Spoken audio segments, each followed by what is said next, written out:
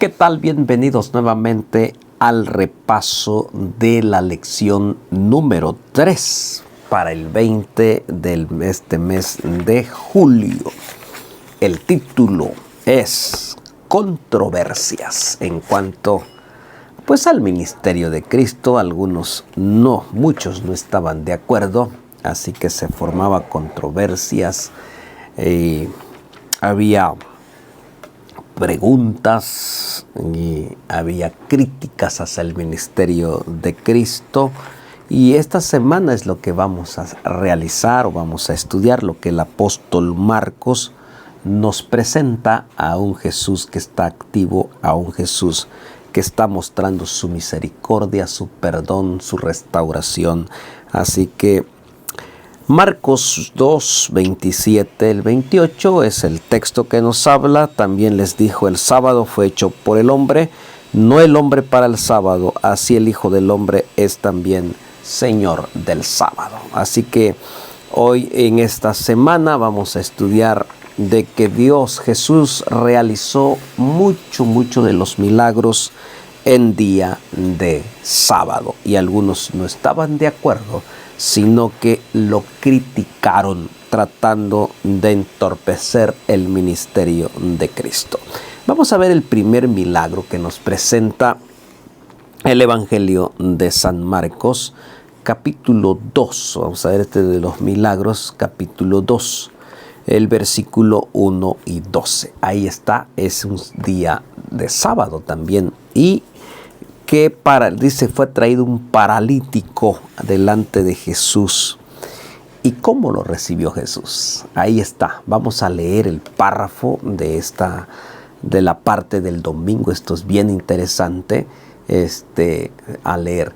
Vamos a orar antes de leer el párrafo. Padre nuestro que estás en el cielo, gracias por el estudio de tu palabra. Gracias porque tú siempre haces milagros y siempre estás dispuesto a recibirnos. Danos de tu bendición, en el nombre de Jesús. Amén. Muy bien. Voy a leer el texto que marca aquí y vamos a sacar las lecciones interesantes de este párrafo, de este texto.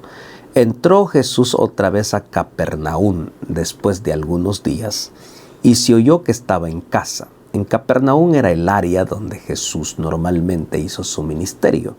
Y entonces inmediatamente se juntaron muchos, de manera que ya no cabían ni aún en la puerta, y les predicaba la palabra. Entonces vinieron a él unos trayendo un paralítico que era cargado por 4. Y como no podían acercarse a él a causa de la multitud, descubrieron el techo donde estaba, y haciendo una abertura bajaron al lecho en que yacía el paralítico. Versículo 5. Al ver Jesús la fe de ellos, dijo al paralítico: Hijo, tus pecados te son perdonados. Estaba allí sentado algunos de los escribas, los cuales cavilaban en sus corazones: ¿con qué habla este así? ¿Por qué habla este así? Blasfemia dice. ¿Quién puede perdonar pecados sino solo Dios? Y conociendo luego Jesús en su espíritu que cavilaba de esta manera dentro de sí mismo, les dijo: ¿por qué caviláis así en vuestros corazones? ¿Qué es más fácil, decir al paralítico: tus pecados te son perdonados, o decirle: levántate, toma tu lecho y anda? Pues para que sepáis que el Hijo del Hombre tiene potestad en la tierra para perdonar pecados, dijo al paralítico: a ti te digo, levántate, toma tu lecho y vete a tu casa. Versículo 12. Entonces él se levantó enseguida, tomando su lecho, y salió delante de todos, de manera que todos se asombraron, glorificando a Dios, diciendo: nunca hemos visto tal cosa. Esto es otro de los milagros que Jesús realiza, que está en la casa. En otro evangelista dice que era en la casa de la suegra de Pedro. Era un sitio muy conocido, pero muy concurrido. Las personas estaban escuchando el mensaje de salvación. Así que este paralítico pidió a sus amigos. Aquí encontramos la fe de este hombre, de que presentarse delante de Jesús. Sabía que Jesús le iba a hacer el milagro. Sabía que Jesús podía curarlo. Por eso, desde un principio, él manifiesta fe en Cristo Jesús. pide a sus amigos que lo lleven. También sus amigos confiaron en él, porque la lectura dice que lo llevaron entre cuatro, es decir, el hombre no se podía ni siquiera mover, iba en una camilla. Pero vieron que había mucha multitud, así que querían estar delante de Jesús. E hicieron algo extraordinario. Abrieron el techo de la casa, que era probablemente de paja, y desde allá descendieron hacia donde estaba Jesús enseñando. Aquí demuestra esa fe, la fe del paralítico. ¿Qué quería el paralítico? Que Jesús lo sanara. No solamente que lo sanara, en primer lugar, que le perdonara. Porque la escena nos presenta a Jesús primero perdón y después sanación. Y eso es lo que nosotros necesitamos. A veces queremos primero que nos sane físicamente. Lo que más le urge o más le urge al ser humano es que nos sane Cristo nuestras enfermedades espirituales de nuestro corazón. ¿Y qué recibió el paralítico? Recibió el perdón y después recibió la sanidad física. Y ahí lo que sucede con los líderes, en parte tenían razón. No cualquiera puede perdonar pecados, solamente Cristo Jesús. Solo que ellos no se habían dado cuenta que el que estaba allí no era cualquier maestro, era Jesús mismo, el Rey de Reyes, el que puede perdonar pecados. Por eso con toda autoridad le dijo al paralítico, tus pecados te son perdonados. Y entonces estos dirigentes solamente habían perdido de vista, solamente le interesaban sus cosas personales. Realmente habían perdido de vista la misericordia y la justicia y no les interesaban las personas. Por eso Jesús les demuestra que Dios es un Dios misericordioso y está interesado en cada ser humano para perdonarlo, restaurarlo y darle vida eterna. Y esto es lo que nos encontramos en la parte del día domingo, la curación de este paralítico. Tú y yo somos los paralíticos. Si tenemos fe en Cristo Jesús, Él nos puede levantar. Y estamos hablando de paralítico espiritual, no físicamente. Dios quiere sanarnos de la parálisis del pecado, pero tenemos que ir delante de Él. Por eso Él mismo llama, venid luego y estemos a cuenta. Así que qué maravillosa lección. Ahora en Marcos capítulo 2, versículo 13, habla acerca de Leví y la pregunta acerca del ayuno. El llamado. Siempre vemos a un Jesús llamando, a un Dios que llama.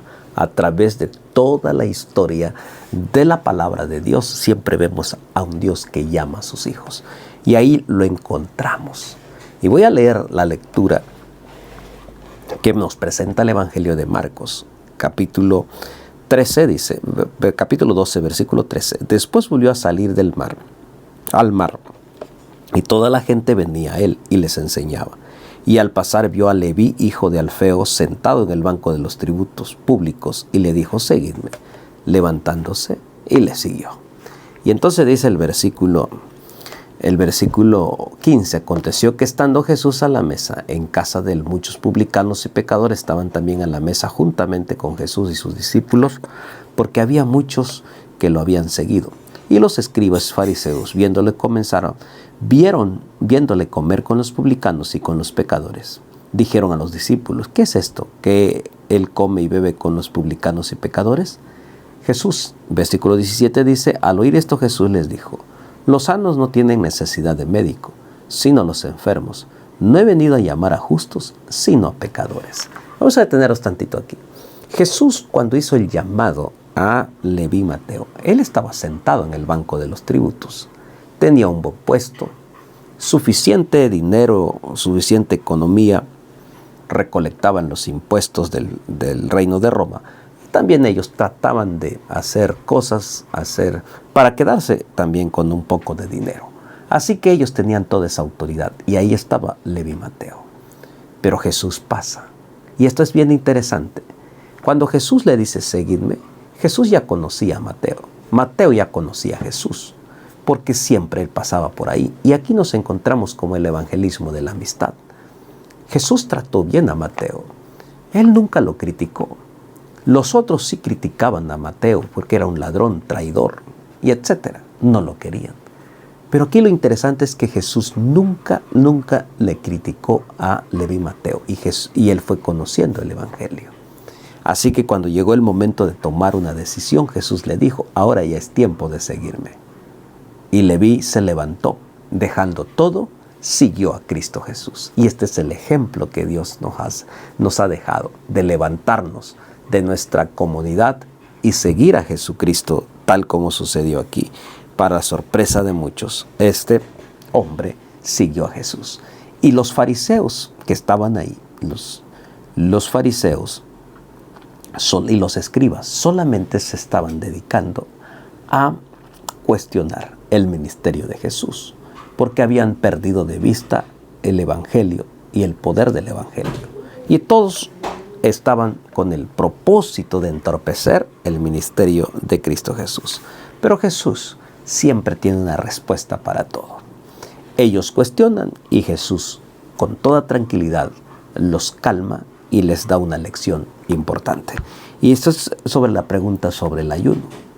Los fariseos y escribas ayunaban estrictamente. Solo que habían perdido de vista. Solo lo hacían como para cumplir en lo religioso. Pero en realidad ellos espiritualmente estaban más enfermos que físicamente cualquiera de los que estaban ahí. Por eso Jesús les enseña que les dice que yo no he venido a llamar a justos, sino a pecadores. Ellos se sienten justos porque cumplen todos los rituales de un religioso. Cumplen todo. Ellos piensan que por hacer eso, ellos son justos. Y mire lo que dice, y es cuando la pregunta del ayuno. Y es decir, ellos tenían toda la razón. Pero no ayunaban de corazón, sino ayunaban para cumplir el requisito de un religioso. Y mire lo que dice, y los discípulos de Juan y los discípulos de Jesús ayunaban y vinieron y le dijeron, ¿por qué los discípulos de Juan y los de los fariseos ayunan y tus discípulos no ayunan? Jesús le dijo, ¿acaso pueden los que están de bodas ayunar mientras están con ellos el esposo? Entre tanto que tienen consigo al esposo no pueden ayunar. Pero vendrán días cuando el esposo les será quitado y ellos aquellos, y en aquellos días ayunarán. Nadie pone remiendo de paño nuevo en vestido viejo, o de otra manera el mismo remiendo nuevo tira del viejo y se hace peor la rotura. Y nadie echa vino nuevo en odres nuevos. De otra manera el vino nuevo rompe los odres y el vino se derrama y los odres se pierden. Pero el vino nuevo en odres nuevos se ha de echar. Entonces la pregunta del ayuno. Jesús está respondiendo y diciendo, ellos no tienen necesidad porque ahora estamos de fiesta, pero llegará el momento en que se tendría que ayunar. Entonces quiere decir que Jesús no está rechazando el ayuno, le está dando su lugar, le está dando un énfasis tan especial. Así que por eso Él les contesta de esa forma y le pone un ejemplo. Los odres se tienen que conservar con el odre nuevo y el vino nuevo. Queridos hermanos, Dios nos ha llamado, pero nos ha llamado de corazón para que entreguemos completamente nuestro corazón, porque el vino que recibimos, que es la sangre de Cristo Jesús, puede renovar nuestra vida, nuestros odres viejos, restaurados por Cristo Jesús. El problema estamos como los fariseos, es que queremos llevar nuestros odres todos remendados y así no puede funcionar, porque Dios quiere hacer un cambio total, un cambio en nuestra vida, un cambio de vida y de perdón completa y restauración. Así que Jesús entonces ese día les da una lección y les enseña la importancia de hacer las cosas de corazón, porque Dios conoce cada corazón. Entonces vemos el Señor del sábado en Marcos 2:23. Dice así: aconteció que al pasar por los sembrados en un día de reposo, sus discípulos comenzaron a arrancar espigas. Y dice el versículo 24, entonces los fariseos le dijeron, mira, ¿por qué hacen en el día de reposo lo que no se debe? Entonces dice el texto, voy a leer, 24, dice, pero él les dijo, ¿nunca leísteis lo que hizo David cuando tuvo necesidad y sintió hambre, él y los que con él estaban? entró en la casa de Dios siendo Abiatar sumo sacerdote y comió los panes de la proposición, de los cuales no es lícito comer sino a los sacerdotes, y aún dio a los que con él estaban. Entonces los discípulos tenían necesidad y pasaron por un campo y tenían hambre. Jesús no los condenó. Al contrario, los que lo estaban condenando eran los escribas y los fariseos. Es decir, ¿cómo es posible que ellos estén comiendo algunos granos de espiga? Porque ellos habían puesto leyes tan estrictas en cuanto a la observancia del sábado, que ni ellos mismos podían cumplir. Y entonces todo lo que se hacía ellos cuestionaban. Ellos estaban solamente fijados en lo que ellos hacían y solo para cuestionar, para interrumpir el ministerio de Cristo Jesús. Y Jesús les pone un ejemplo. David, cuando iba deprisa y tenía hambre y urgente, comió de los panes que solo comían los sacerdotes. Y Dios se lo permitió en un momento de necesidad, en un momento oportuno. No en cualquier momento, sino en un momento especial. Dios así le dio el permiso. Jesús mismo dijo, yo soy el Señor del sábado. Él es el dueño del sábado. Y les dio la oportunidad de ese día satisfacer en ese momento el hambre que ellos tenían. Nosotros nos ha llamado Dios a hacer las cosas en sábados, a hacer cosas buenas. Cosas que honren y glorifiquen el nombre de nuestro Dios. Entonces, por eso dice Marcos 3, 1 al 6, en ese contexto, hablando, cuando Jesús sana al hombre que está con la mano seca. Ahí era un día sábado. Y entonces aquí nuevamente presenta delante de los escribas, dice, otra vez, voy a leer el caso, otra vez Jesús entró en la sinagoga y había ahí un hombre que tenía una mano seca, estaba seca su mano, y le acechaban para ver si en el día de reposo le sanaría a fin de poder acusarle. Le acechaban. No estaban interesados los sacerdotes, los escribas, en el bienestar de las personas. Solamente estaban criticando, ni les interesaba el ministerio de Cristo. Cristo había traído bendición, sanidad, restauración, pero ellos solamente buscaban, dice, le acechaban, buscaban la forma de destruir el ministerio de Cristo, sin importarle a aquellas personas que lo necesitaban. Y aquí dice, entonces Jesús dijo al hombre, tenía la mano seca, levántate y ponte en medio. La autoridad de Cristo, dice, y le dijo, ¿es lícito en los días de reposo hacer bien o hacer mal, salvar vida o quitarla? Pero ellos callaban. Jesús los presentó y los confrontó. A ver, ¿qué es lo que les importa más? ¿Es lícito en día de reposo sanar, quitar vida o destruir vidas? Porque aún ellos sabían lo que hacían los sábados. Caía una ovejita, ellos iban y la rescataban. ¿Qué valía más? ¿Un hombre o una oveja? Y Jesús les presentó. Y cambiando, para cambiar su forma de pensar, le dijo, he venido en sábado para desatar, para liberar, para sanar. Versículo 5, vean lo que dice. Esto es lo interesante que pasa. Y eso es lo que sucede en muchos de nosotros, dice. Entonces Jesús, mirando alrededor con enojo, entristecido por la dureza de sus corazones, dijo al hombre, extiende tu mano. Y él la extendió y la mano fue restaurada. Y salidos los fariseos, tomaron consejo con los herodianos contra él para destruirle. Jesús ve la dureza de los corazones de esos hombres. Corazones endurecidos. Y un corazón endurecido solamente estará fijándose de los que se hace o no se hace. De cuestionar, de argumentar. Así que el punto de que Jesús está utilizando aquí el sábado es para sanar, para hacer el bien, para restaurar. Y entonces, como resultado de ello, pues aquellos se enojan en contra de Jesús y quieren destruirlo. Pero Jesús está dando un ejemplo claro de su autoridad en el día de reposo. Y lo está demostrando aquí, que Él es el Señor del sábado. En la otra historia de Marcos 3:20, 20 al 35, encontramos otra historia acerca, y vemos ahí, vamos a leer el Marcos 3, el 20, dice, aquí aparecen dos historias, 3:20, Dice, y se agolpó de nuevo la gente. Con ellos aún podían comer el pan. Cuando oyeron los suyos, vinieron para prenderle, porque decían, está fuera de sí. Jesús está haciendo un milagro. Jesús está allí para hacer milagro, pero la gente viene para destruirlo. Y dice, pero los escribas que habían venido a Jerusalén decían que tenía Belcebú, y por el príncipe de los demonios echaba fuera los demonios, y habiéndolo llamado le decían en parábolas, ¿cómo puede Satanás echar fuera a Satanás?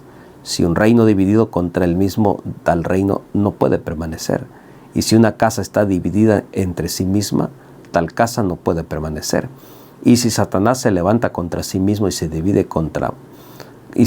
no puede permanecer, sino que ha llegado su fin. Ninguno puede entrar en la casa de un hombre fuerte y saquear sus bienes si antes no le ata, entonces podrá saquear su casa. De cierto os digo que todos los pecados serán perdonados a los hijos de los hombres, y las blasfemias cualquiera que sean, pero cualquiera que blasfeme contra el Espíritu Santo no tiene jamás perdón, sino que es reo de juicio eterno. Porque ellos habían dicho, tiene espíritu de demonios. Y allí presentamos entonces el pasaje donde dice que la historia de sándwich, que quiere decir que donde se interrumpe una historia y se inicia otra, pero luego se complementa lo que se inició y Jesús hace el trabajo completo, su milagro completo.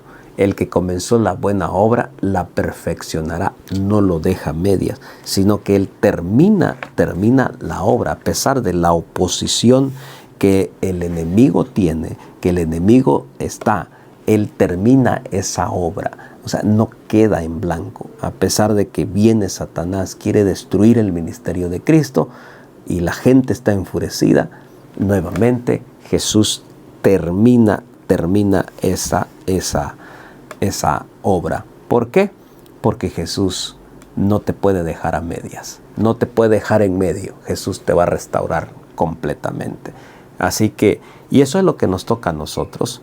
Cuando las presiones nos llegan de afuera y quedamos en medio, tendremos la seguridad de salir adelante con la bendición de Dios, porque Jesús es un Dios todopoderoso. Así que estas son las historias. Jesús realizando milagro, el enemigo interviniendo para entorpecer la obra.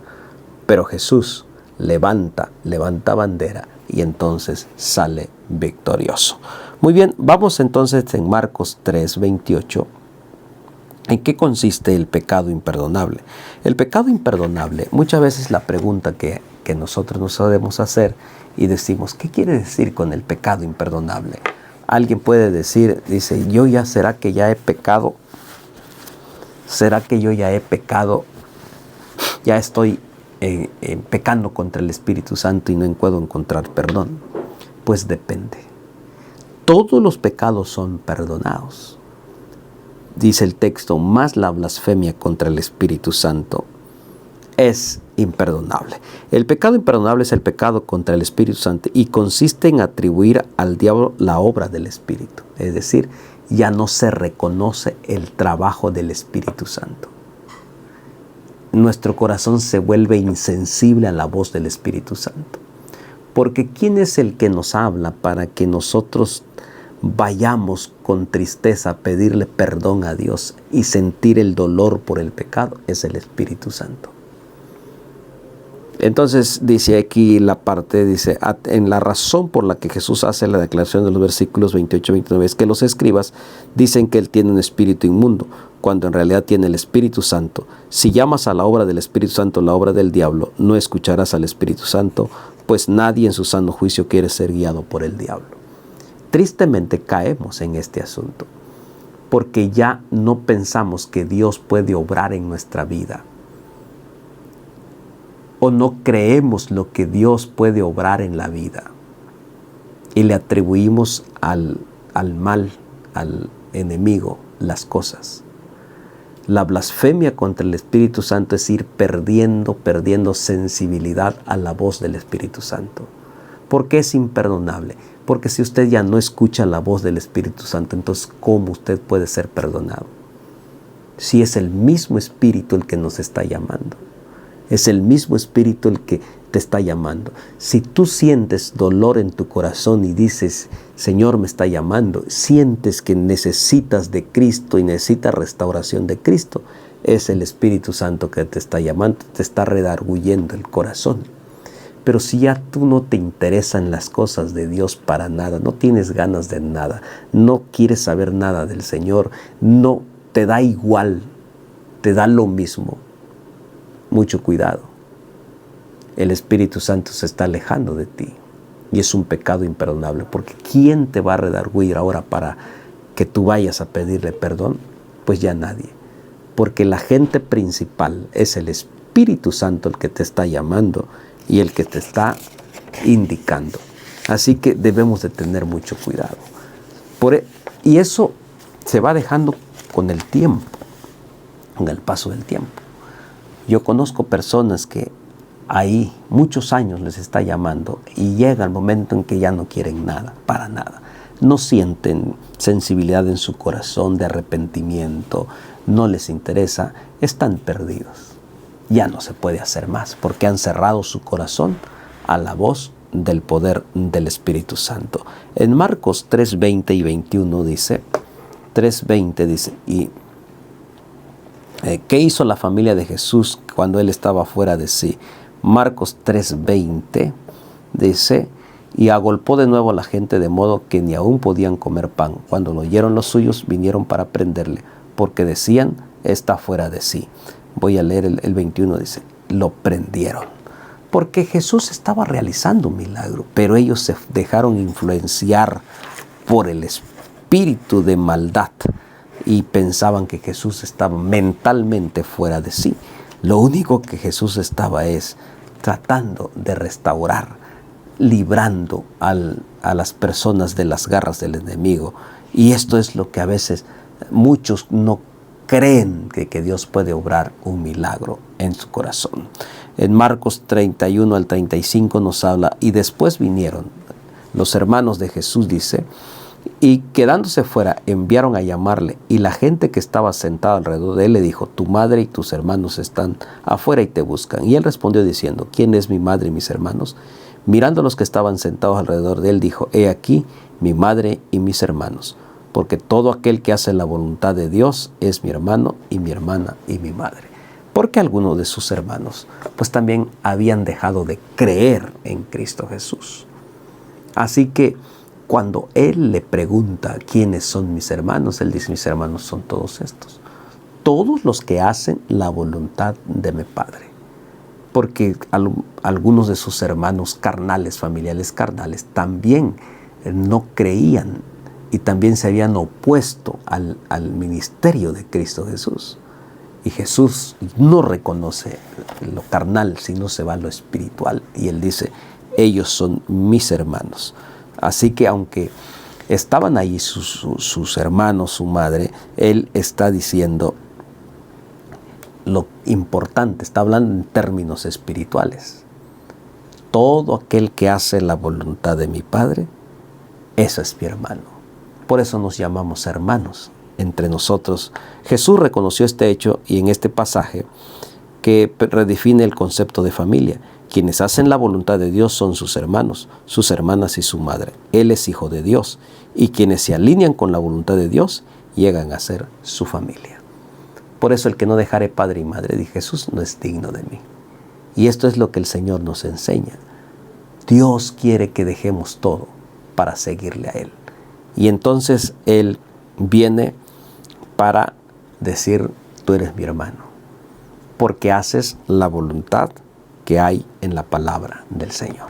Y esto maravilloso es lo que nos enseña, el concepto, ¿verdad?, de familia espiritual, pasando de familia carnal a familia espiritual. A primera vista parece que la historia exterior, la propia casa o familia de Jesús está dividida en contra de sí mismo, pero Jesús resuelve esta situación compleja redefiniendo el concepto de familia. Su verdadera familia está constituida por quienes hacen la voluntad de Dios junto con Él. Dice Jesús, esta es mi verdadera familia que hace la voluntad de Dios. Te pregunto en esta hora, ¿te gustaría seguir perteneciendo a la verdadera familia de Dios?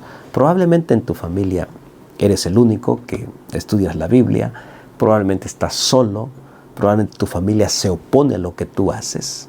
Y esta mañana el Señor te dice, tú eres parte de mi familia. Porque Él mismo dijo, aunque mi padre y mi madre me dejaran, con todo Jehová me recogerá. No estás solo. Si a Jesús mismo le pasó, cuanto más a nosotros.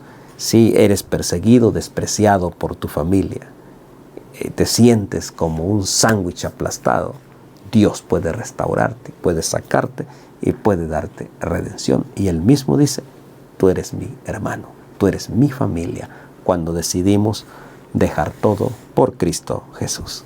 Qué maravillosa lección. Jesús, en medio de las controversias, en medio de los problemas, en medio de los cuestionamientos que hay, decide seguir cumpliendo su ministerio, realizando milagros, milagros de salvación, de vida eterna y proclamando el reino de Cristo Jesús. Que Dios te bendiga en esta lección y que sea de bendición, sencilla, práctica y podamos aplicarlo a nuestra vida diaria. Padre nuestro que estás en el cielo, santificado sea tu nombre. Gracias, Señor, por este lindo ministerio que tú viniste a realizar y nos demostraste que tú eres el eterno, el poderoso, el que restaura, el que da vida eterna. Danos tu bendición en el nombre de Jesús. Amén. Nos vemos en la siguiente lección número 4. Bendiciones.